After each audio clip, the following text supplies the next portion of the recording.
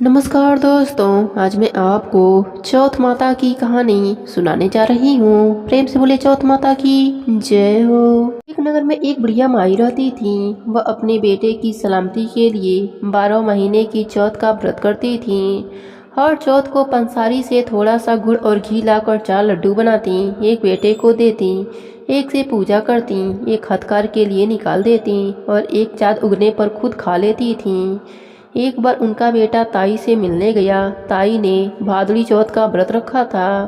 ताई से पूछा, माँ तो 12 चौथ करती है। ताई बोली, तेरी माँ तेरी कमाई से तरमाल खाने के लिए 12 चौथ करती है। तू परदेश जाए तो वह एक भी चौथ न करे। लड़के को लगा ताई सच कर रही हैं। घर आकर माँ से कहा, माँ मैं परदेश जा रहा हूँ, यहाँ तू मेरी कमाई खाने पीने में उड़ा देती है। माँ ने समझाकर रोकना चाहा, पर बेटा नहीं माना।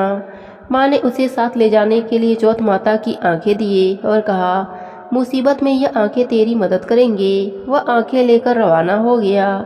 घूमते हुए एक नगर में पहुंचा। उसने देखा एक बूढ़ी माई रो रही हैं और पुआ बना रही हैं।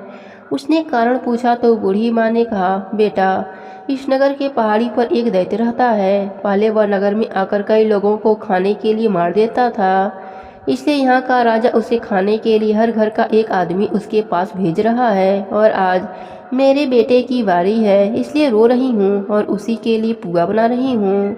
वह बोला, तू पुआ मुझे खिला दे, मैं तेरे बेटे के जगह चला जाता हूँ। बुढ़िया माई ने खीर पुए उसे खिला दिए। खा पीकर वह सो गया। रात को राजा के सैनिक आए तो बुढ़िया माई ने उसे भेज दिया। दैत्य के सामने पहुंचने पर उसने चौथ माता की आंखें दैत्य की तरफ फेंक कर कहा, हे चौथ माता, यदि मेरी माँ मेरी सलामती के लिए व्रत करती हैं तो दैत्य का सिर कटकर गिर जाए। तुरंत दैत्य का सिर कट गया। लड़का वापस आ गया। राजा ने उसे उपहार देकर विदा किया।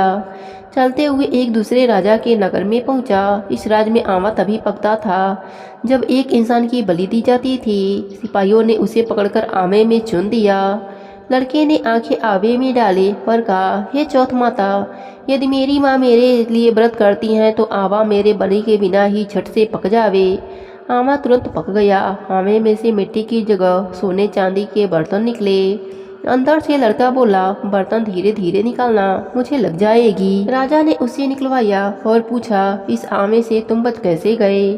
लड़के ने बताया कि उसकी माँ चौथ माता का व्रत करती हैं, व्रत के कारण ही वह बच पाया है। राजा को विश्वास नहीं हुआ। उसने एक चांदी की सुराही मंगवाई और कहा कि सुराही की नली से निकलकर दिखाओ, तभी मुझे विश्वास होगा। लड़के ने चौथ माता को याद करके आंखें सुराही में डाले और कहा, मैं भौरा बनूं, सुराही से निकलूं। लड़का भौरा बनकर सुराही से निकल गया।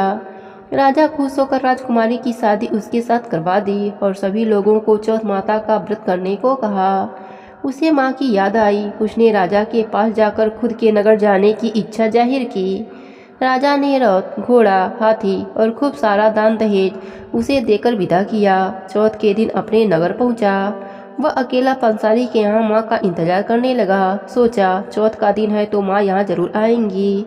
थोड़ी देर बाद लकड़ी टेकती हुई माँ आती दिखी। उसकी माँ की आंखों में जाले आने के कारण दिखना कम हो गया था। लड़के ने जानबूझकर अपना पैर लकड़ी में लगा दिया। कहने लगा, बलरे पूत काटी, मेरे पैर में लगा दी। माँ ने उसे नहीं पहचाना। कहने लगी, भैया मुझे चाहे कितनी गाली निकालो, पर मेरे बेटे को कुछ मत कहना। बेटा माँ के चरणों में गिर पड़ा। कहा, माँ मैं तेरा ही बेटा हूँ, मुझे माफ कर दो। माँ ने उसे गले से लगा लिया। नगर के लोगों ने विश्वास नहीं किया कि वह उसी का बेटा है।